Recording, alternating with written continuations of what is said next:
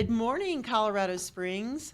I'm Angela Jones, and it's another brighter day in the neighborhood. Thank you so much for joining us, and join me in welcoming today Shawn Collins of Parrot Marketing. Is that right? Correct. All right. Well, thanks for joining us here today, Shawn. Yeah. And it's been so cold lately. Yeah, it just started snowing. I don't know. Well, Colorado, it's the old saying, wait 15 minutes and Right. you get another variety of weather. Right, So, and it depends on what area of town you're in, whether you're getting the snow or not getting the snow. So. You know what's interesting about Parrot Marketing? I took out the marketing out of the title. Did you? Yeah, because people cringe when they hear marketing, and I think I kind of cringed. You just A cringed little when I bit. said Yeah, that? I heard marketing. I was like, oh, no. Ooh. Yeah, no. I heard it's a thing. I didn't know that. Well, tell me about Parrot. Like, where did you get the name Parrot? We had a name before this one. Which one of my ex-partners had chosen, and we kind of went along with propaganda marketing. I know. Okay, propaganda instead of Parrot? So propaganda and marketing. Like you're psyops cringing marketing. Twice. Right. Because it has such a negative connotation, right? Right. And Parrot just came out of a brainstorming. It was people like birds. But as the brand developed, it became a slogan, like your brand on repeat. Parrot's Parrot. Okay, yeah. And even deeper than that, in marketing, truth be told, all marketing companies are the same. The difference is the experience that the client has and the creativity that comes along with it. So what is a marketing company really doing? They're parroting whatever brand you've created. And a lot of people think, hey, I'm just going to market, I'll be good. No, I'm blowing a trumpet. I'm sounding the alarm. Hey, come look at this. And when they get here, they're going to expect to see something. They're not going to do business just because you blew the trumpet. And so Parrot kind of has this deeper meaning because all we're doing is showing you to the world. But, everybody needs to work on themselves. Everybody needs to bring their best to the table. Right, right. And so, anyway. That's funny. When I think of parrots, I also think about the colorful, like it's rainbow. There's diversity, kind of a theme in there. And the other thing it makes me draws to mind, I've been reading this book called "You're a Badass at Making Money," and she tells this story of I think it was her grandfather who had this parrot that would squawk and talk in Italian, or cuss in Italian or something like that. Okay. And I don't know. That's what it brings to my mind. Okay, the parrot. Okay, Yeah. from back. But it's just kind of, because you can teach a parrot to say pretty much anything. Yeah. It's Well, kinda, everybody likes birds. I don't know. Yeah. I tell you, the first time I knew that it was good is when I introduced my company to the next person right after I changed the name, and they smiled. Oh. They looked at the logo and they cracked a smile. Yeah. And I said, all right, that's it right there. Well, I will say, when you and I first met, you gave me one of your business cards, and it was like on this metal, and there was this this cutout. The metal was like this cutout parrot. And so that was really cool. Well, first impressions are everything, Yeah. right? So you gotta. I don't know. Just that's what people leave with. And it's funny because I see people who I've given that card to at other events, and they're like, "You're the metal card guy." Right. Okay, I guess I'm the metal I don't know card. what you do, but you're the metal card Yeah, guy. I don't know what you do, and I haven't used your card, but I can't throw it away for some reason. Yeah. And so the card kind of hangs around their lives.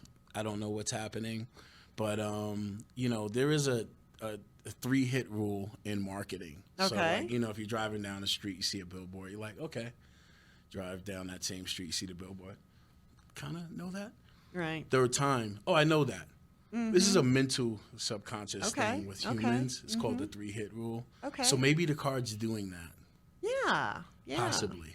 I don't know. I mean, I've seen it at least 3 times in my stack of cards. Well, there we go. So it's and just I kinda remember the hanging out. cards, so there's that. Well, yeah, if it's in a stack of cards, it's probably going to get kind of a contrast to the other cards. Like, wow, that's the special card. Yeah, absolutely. So tell me more about you.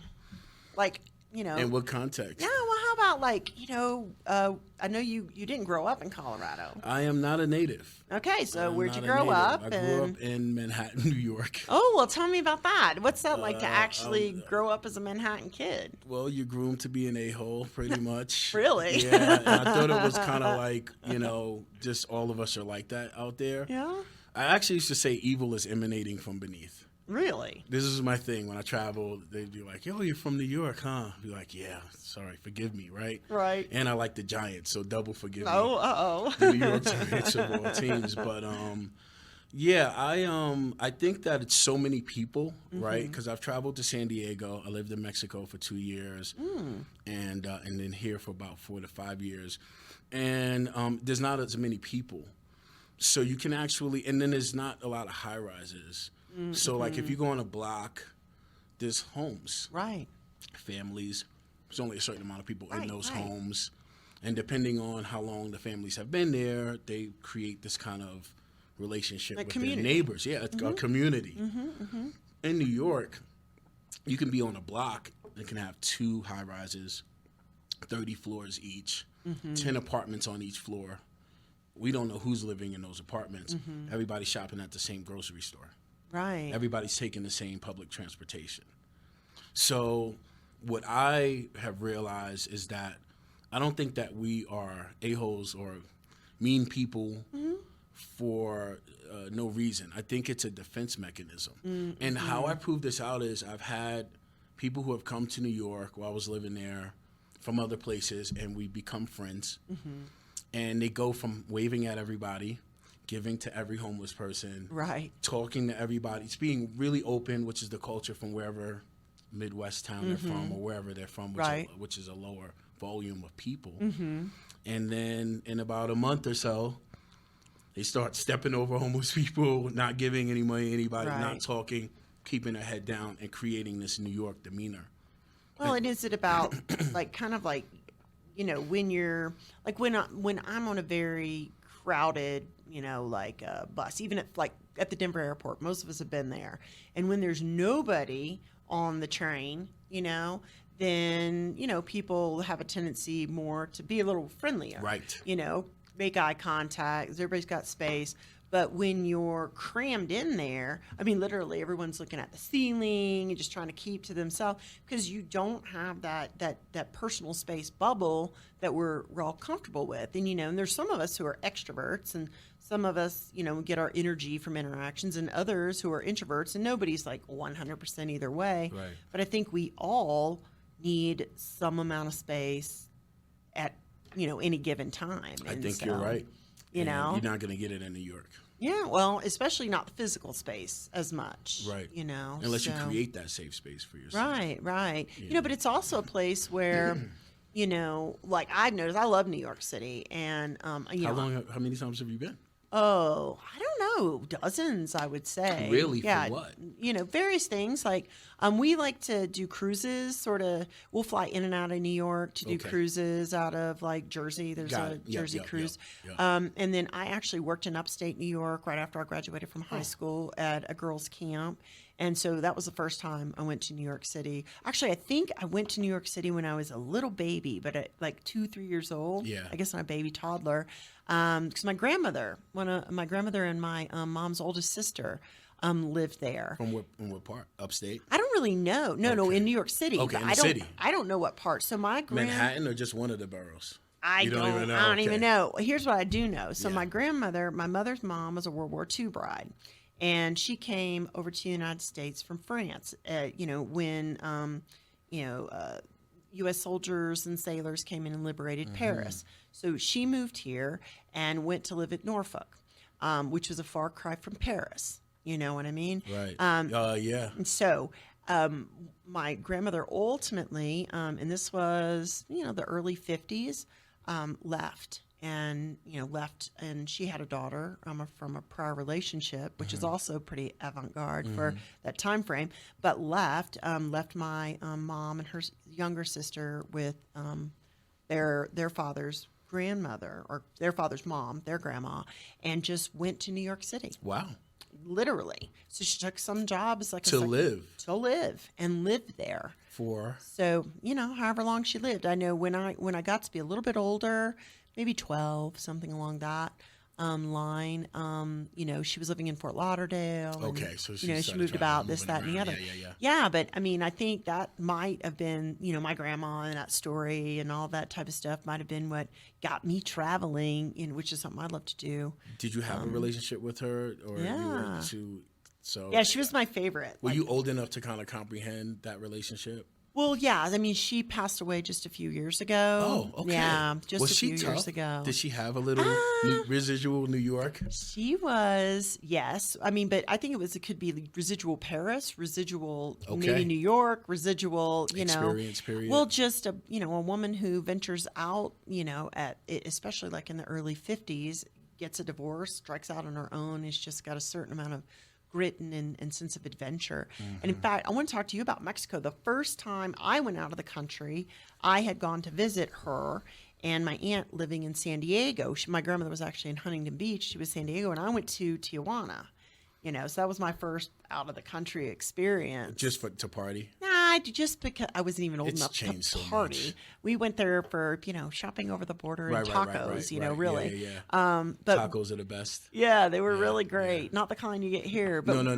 Where'd you live down there? A place called Alta Brisas, which is like 20 minutes up the mountain from Tijuana. Okay. And I moved there because it was housing. It was like a home. It was like 1,200, 3-bedroom, 2 floors. Right. The area I lived in, I found this out later. That's why I moved. Only cops and cartel members lived there. All right. That's why it was so clean. Like, it's just this reverse thing. Like, people knew not to come over there and cut up. Right. When you go outside of that area, it's bad. Yeah, it can be. Right. Yeah. So I just kind of drove from the area to the border. Right. And did that for work for a little while. So you would go back and forth across the border for work, and you just live there. Yes. For the housing prices. Pretty much. That's pretty smart. Pretty much. Because Southern California is expensive.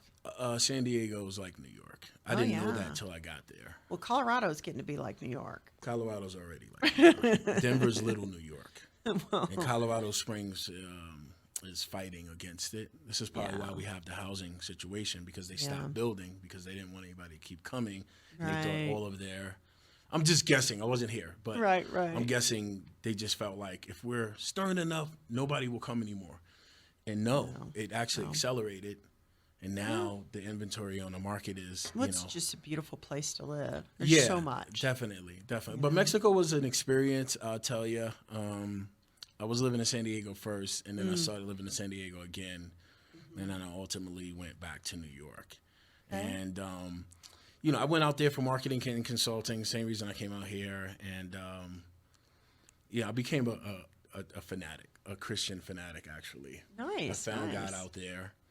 And I went all in, really. Right. Oh, and neat. I started to actually despise capitalism, money. I thought it was evil.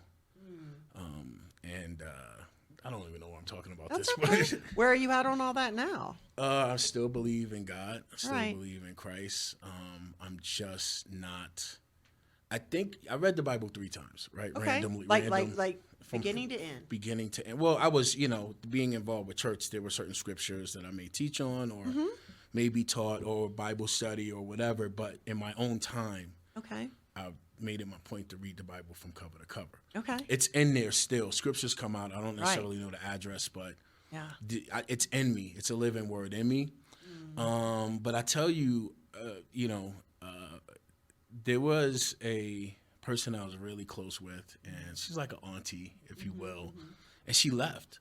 She went to another church teaching the Bible, Right. loving Jesus, and my pastor and some of the deacons and who I love, and these are men of God, these are not bad people, kind of gave her a hard time a little bit. And I felt like I was a Pharisee or a Sadducee, to be quite honest. Okay. Because and I don't know, I think maybe I was taking the Bible so literal. Yeah. Because I was so pushing back against what I've been doing the whole time, which is capitalism. I'm a capitalist. But I just didn't really appreciate that. And there were other things, things that we would do in the church. And this is not about my church. I thank God for the church that I found God with and the people there. I don't know where I'd be if I did not, because I was really living pretty fast. And but I just felt like, it wasn't really about going out as much as it was about bringing people in, which it is about bringing people in, but the people we need to bring in are out there.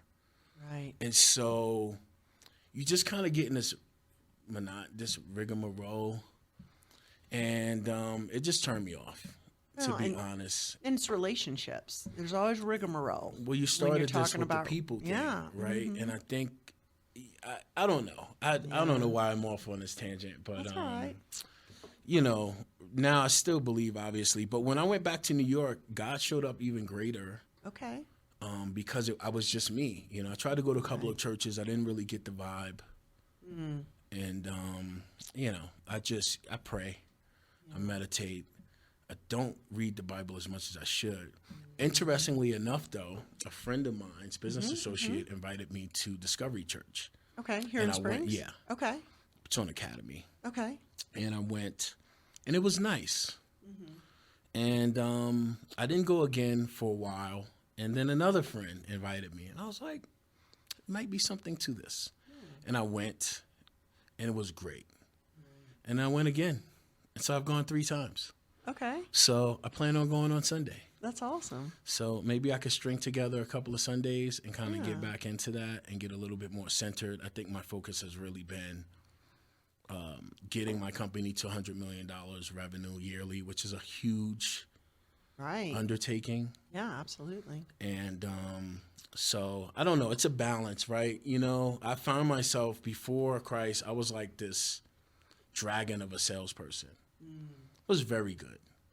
Anywhere I went, I became number one in a matter of months. I was very good. I was very focused. All I was thinking about is sales and that whole capitalist kind of thing. Then I started to hate myself when I became a Christian because I took it so literal. It's just like, money is not, what are we doing here? Right. And then when I came away from it, I kind of got a better perspective. So now I'm kind of trying to keep the balance. Right now, I don't even sell the way I used to. I'm like soft shoe selling. And interesting enough, because of capitalism, that it kind of you have to sell. Yeah. And that's a conflict now, let's to be talk honest. Let's talk about that. So I was recently on a flight from Colorado down to Florida, and I got into a very interesting conversation with an older gentleman and a young man. Too, they were talking about capitalism and, you know, just considering, you know, sort of the perspectives of, you know, you know, without getting political here, and I'm not going to share my specific take on it, but the ideas were, is capitalism, you know, beneficial, or is it inherently exploitive? And I think that's where you're kind of. Oh my God! What is your answer? What's your? I'll give you mine, but what? Well, I'm not going to say what mine is right here and right now. Okay. Because it would be this whole other conversation, if that makes sense. Let's roll. We're rolling just a second. Okay. But I'd like to delve into, like with you, like the sales, like this idea that sales is, you know, it's either like you are like some kind of dragon, harsh, this, that, and the other, or you're Mickey Mousing around. Here's my perspective on sales. Yes. Okay. You know, sales is a service. Okay. People, like you said, you know, people come, you know, to you for market, you know, people come to get marketing, and really it's all about the experience. People come to any service company, get most products too, because they have a problem they need to solve. Right. Or, you know, even if that problem is, you know, I want to be esteemed more reputation wise for the clothing that I wear. I mean, I've got a problem, you know, hey, you got a problem, yo, I'll solve it. Right. And the sales conversation, you know, for me is always about, like, I want to understand what your need is. And then I'll determine, you know, basically, because I know what I do, Right. I'll determine whether that is something we can help you with. And if so, we can forward that conversation to, hey, this is how I think I could assist you here. Right. But if it's not a good fit on either side, let me help you get connected with somebody that can address what you're going on. And to me, it's always a service, you know, to the extent that someone gets compensated for services that they provide. I don't think that's inherently evil. I think that's the way that the world works. Yeah. You know what I mean? I mean, I could go in and be kind and smile, and they ain't gonna buy my groceries. Don't buy your groceries. The Bible says every man is a woman is worth their wage. Yeah, yeah, And absolutely. I don't think it's evil to. Yeah, Not at I think all. you're right. And I think, I think a lot of us we can get very charged. We have a lot of this is emotional charge around money. So I don't think money is just a tool any more than like a microphone is not an inherently evil tool. Yeah. Now, if you use this microphone to cut people off when they're talking, be disruptive, you know what I mean? Because there's a time and a place for everything. If all I care about in the world is being on this microphone so that I neglect my responsibilities, to people, you know what I mean, and for people, then the microphone is not really the problem. Right. It's what's going on with my heart that's the problem. And that kind of brings me back to this idea of like what you were talking about in the church. To me, and I don't care what organization it's in, we all need to belong. We find that place in the world that we belong. But, inherent to that is that we're all imperfect, right? And, because of that, it's almost inevitable that we're going to be wounded in these relationships. And, what I'm loving to hear from you is that you delved into these relationships and you experienced some hurt, but you've given yourself enough time and space to kind of be willing to re-engage, because that's really when we are willing to re-engage, Right. it shows, a generosity, because quite frankly, when we go into that protection mode, I'm gonna keep myself from being hurt. Right. Not only are we depriving ourselves of like basically the oxygen, the relational oxygen that we need to thrive, but you're depriving all those people. I agree. At the Discovery Church or whatever other church that you find you're part of, of you.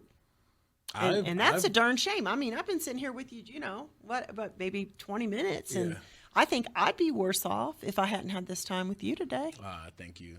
So. Well, I mean, what you said about problems is probably spot on, and it's it's a lot of stuff you said there that I was kind of like, that's good, a lot of gems in there, and I believe that when smart, capable, grown adults that don't understand the subject matter, especially if they need it, become almost like children. But we're not children. We stand up, even though we should submit to whatever that intelligence or information to help. Sure. Right now, with the setup and how I sell is problem-based. I create 4 reports. Yeah. Show you. I generate the reports. The reports are created from the Google, interfacing with the Google algorithm, using a software that we use, whatever. Sure. And then those reports tell me where you're hurting in those areas. Yeah. I show that to you, and most people that see the reports don't know what the report is. Yeah. So I have to help them. I've seen some reports like that, and I'm kind of like, oh, this is great. This is my SEO metrics. What does that mean? This is the thing. Exactly. So then what happens is it becomes an education, and that education is not always received, if you will, in a sense that lets them see the value of fixing those problems. Right. And this is where the sales comes in. Right. Well, and it's helping people. Like there it is. It's like there is absolutely an education this is where it can become component. A little bit push, because just like children, you tell them what's good for them. I mean, I was just talking with one of the people that own this station. They were talking about something that's very good for us. Right. And I'm pushing back. Right. Because I don't fully understand it, although I have a comprehension of it. Right. Would I spend what it cost? Maybe. After time, after being sold more. Or if you were educated to the point that you realize that not only you have a problem, because sometimes you don't even know you have a problem. This is true. Not only do you have a problem, but this is a solution, a viable solution to that problem. Here's the thing, right? I've had people call me 4 times, 5 times for something I do need. And on the 5th time, I'm like, oh, glad you called. Right. But if they didn't call me, I'd be floating around, and then somebody else would randomly come along and probably get that sale based on all the work that they spent. Sure. The point is a push. Yeah. And it's an uncomfortable push that still comes along with it. This soft shoe that I've embarked on almost is like breadcrumbs, and I hope they follow. And what I'm realizing, again, because I was this dragon before, is that's not how sales works. Yeah. Sales you have to push, and I don't want to necessarily. Yeah. And this is a conflict with me, I guess, which it probably shouldn't be a conflict. Right. But at the same time, I mean, I don't know. We're just talking. Well, we only have a few more minutes. I'll just kind of end on this note, which is, most change, and we even see this in the world. You're on this end, and then you make a dramatic shift to this end, and then it tends to settle eventually. Yeah. And sometimes it does the rocking back and forth to settle in the middle. But it sounds you're absolutely on the right path. So, Shawn, where can people get a hold of you to find out more about Parrot and your edutainment or education style of Parrot, we've been around coming up on 3 years, where we just passed our 3 years at the top of this year, so kind of happy for that. The Parrot approach has been more about advertising, which takes a lot of money and time. Right. We've created a smaller brand called Sales Cake. Okay. And Sales Cake is like a digital solutions. Nice. So like CRM, website, social media, making sure your SEO is together, your information is streamlined online. This is kind of what Sales Cake is. So if you want to kind of learn more about that, you can go to salescake.co. Okay. Again, salescake.co. All right. And it has all of the services, what we're about, why we do what we do. May see a picture of me on there. That's awesome. So, so I'd love anybody that's looking to see more visibility online, definitely hit the website up. All right. So Shawn Collins, you can reach him at Parrot, not Parrot Marketing, just Parrot, and salescake.co. Correct. And I want to thank you all for joining us for another Brighter Day in the Neighborhood. We are here this same time and station every week. And until we have a chance to visit with you again, have a brighter day.